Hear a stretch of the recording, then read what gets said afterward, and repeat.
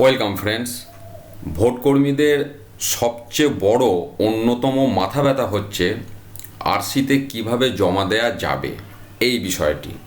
তো এর আগে আমি এই নিয়ে ভিডিও দিয়েছি, কিন্তু তা সত্ত্বেও আপনারা আরও বিষয়টাকে ক্লিয়ার করতে বলছেন যে কোন ফর্মটা কিভাবে আমরা জমা দেব। তো এটা নিয়ে একটা প্রবলেম চলছে, বিভিন্ন দফায় বিভিন্ন রকম সিস্টেম হয়েছে, এগুলোও আমরা খবর পেয়েছি এবং সেই সমস্ত আপডেটও আপনাদের সাথে শেয়ার করেছি।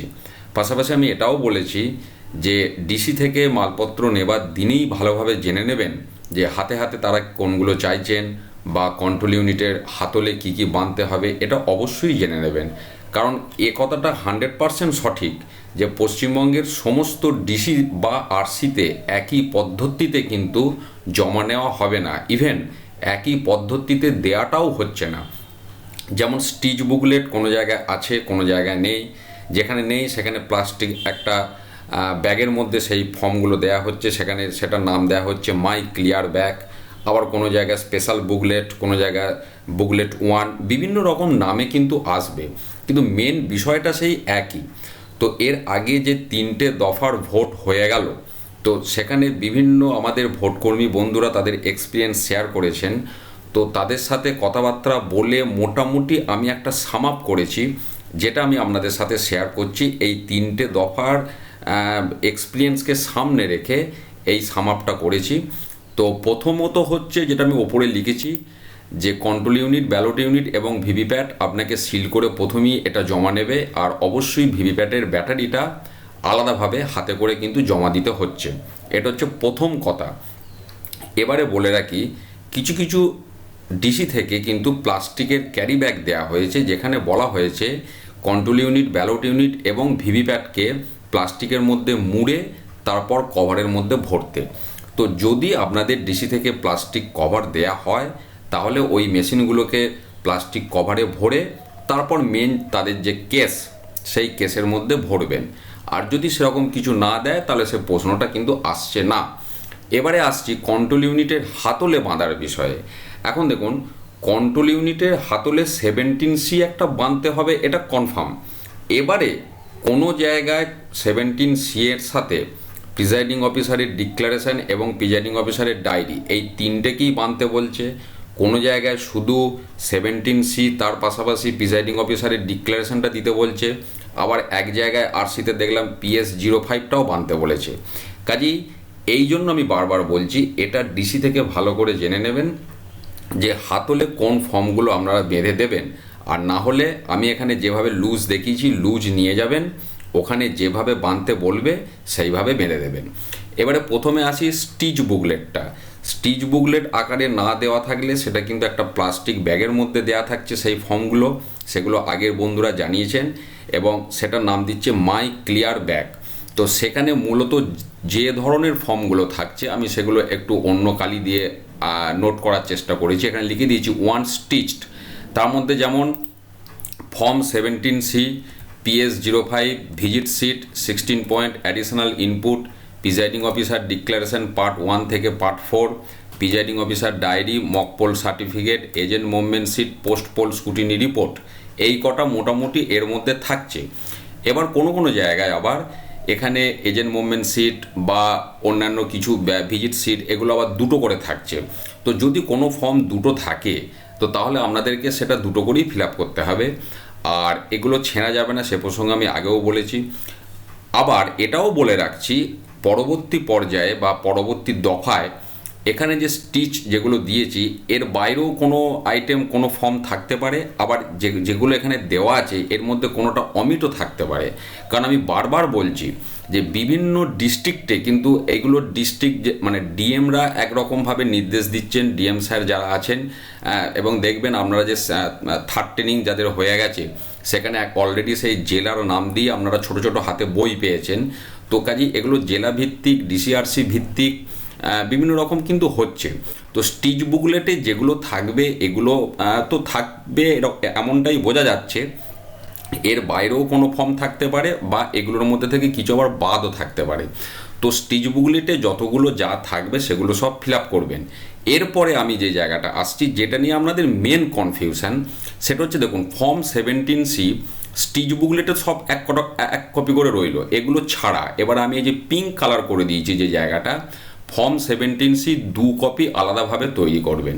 তার সাথে total number of agent party wise, অর্থাৎ যতগুলো দলের এজেন্ট থাকবে প্রত্যেক দল পিছু আপনি একটা করে ফর্ম 17C দেবেন।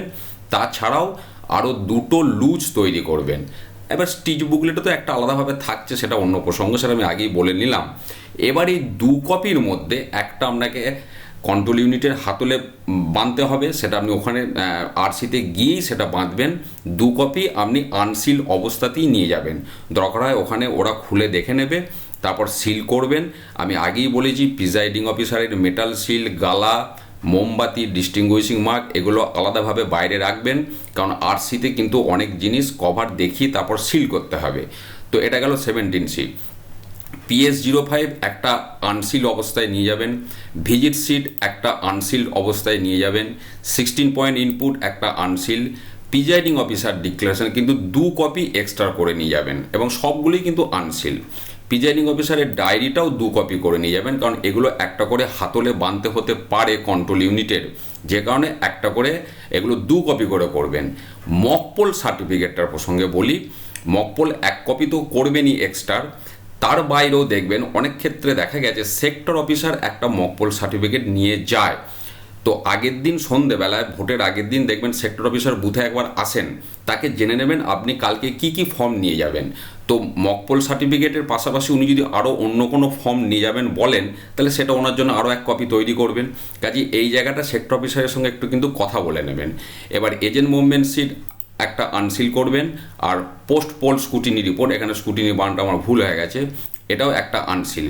এর বাইরে যেগুলো আছে এবছর ফর্ম 14-এ, অর্থাৎ ব্লাইন্ড অ্যান্ড ইনফার্ম ভোটারের লিস্ট, সেটা একটা আনসিল জমা নিচ্ছে হাতে হাতে। পেপার সিল অ্যাকাউন্ট একটা আনসিল। এই পেপার সিল অ্যাকাউন্টের প্রসঙ্গেই বলে রাখি, যদি এজেন্ট পাস অ্যাকাউন্ট দেয় ফর্ম, তাহলে সেটাও এই হাতে হাতে আনসিল অবস্থায় নিয়ে যাবেন। যদি ক্যামেরাম্যান থাকে তাহলে সেই ক্যামেরাম্যানের যে ফর্ম সেটাও আনসিল। প্লাস্টিক বক্স, মকপোল স্লিপ ভরে রাখার যে প্লাস্টিক বক্স, সেটা তো পিঙ্ক পেপার সিল দিয়ে নিয়ে যাচ্ছেন, এটাও হাতে হাতে জমা নেবে, এটা সিল করা। 34 স্কুটিনি রিপোর্টটা অনেক জায়গায় দিচ্ছে না, যদি দেয় সেটা 1 কপি আনসিল নিয়ে যাবেন। আর ভোটিং কম্পার্টমেন্টটা তো আনসিল, ওটা তো বলার অপেক্ষা রাখে না, এটাও হাতে হাতে জমা দেবেন। তো এগুলো গেল প্রথমে স্টিচ বুকলেট, মানে প্রথমে মেশিন দিলেন, ব্যাটারি দিলেন, তারপর স্টিচ বুকলেটটা দিয়ে দিলেন, দিয়ে এবার হাতে হাতেগুলো দিয়ে দিলেন। এই কটা ঠিকমতো দিয়ে দিতে পারলে কিন্তু আপনার মেন সমস্যাটা আপনার কেটে যাবে। এরপর স্ট্যাটুটরি কভারটা সবুজ রঙের থাকে, সেখানে মার্কড কপির সাথে ইডিসি লিস্ট একসাথে ভরে দেবেন, একটা কভারে চলে গেল। ফর্ম 17-এ তার সাথে এএসডি লিস্ট আর এএসডি ডিক্লারেশন একসাথে ভরে দেবেন একটা কভারে, এগুলো সব সিল করা। জেনে নেবেন যেগুলো সিল করে নিয়ে যাবেন কি না। আর মেন কভারটা অবশ্যই আনসিল অবস্থায় নিয়ে যাবেন, স্ট্যাটুটরি যে বড় কভারটা। তারপর ইউজড ভোটার স্লিপ, সেটাও সিল। এবার ইউজড টেন্ডার ব্যালট পেপার আর ফর্ম 17B একসাথে ভরে একটা প্যাকেটে ভরে সিল করবেন। আর আনইউজড টেন্ডার ব্যালট পেপার এটাও একটা প্যাকেটে মানে সিল অবস্থায়। তো যদি এগুলো আনসিল অবস্থায় নিয়ে যেতে বলে, আনসিল অবস্থায় নিয়ে যাবেন।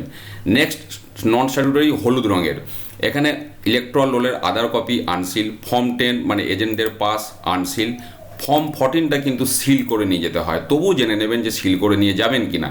12B আনসিল, 14A মানে blind and infirm voter list আর তাদের ডিক্লারেশান একসাথে ভরবেন। এজ ব্যাপারে যদি কোনো ডিক্লারেশন নেন বা তাদের লিস্ট, সেটাও একসাথে ভরবেন। চ্যালেঞ্জ বুক আর টাকা পয়সা যদি হয় সেটা একসাথে ভরবেন। Unused voter slip, unused green paper seal, এখানে বলে রাখি যদি পিঙ্ক পেপার সিলের আলাদা কোনো খাম দেয় সেটাও এখানে ঢুকে যাবে। Unused special tag, strip seal আর ড্যামি ব্যালট সিল, এগুলো সব আনসিল অবস্থায় নন স্ট্যাটুটরির মধ্যে ভরে দিলেন, যেটা হলুদ রঙের প্যাকেট।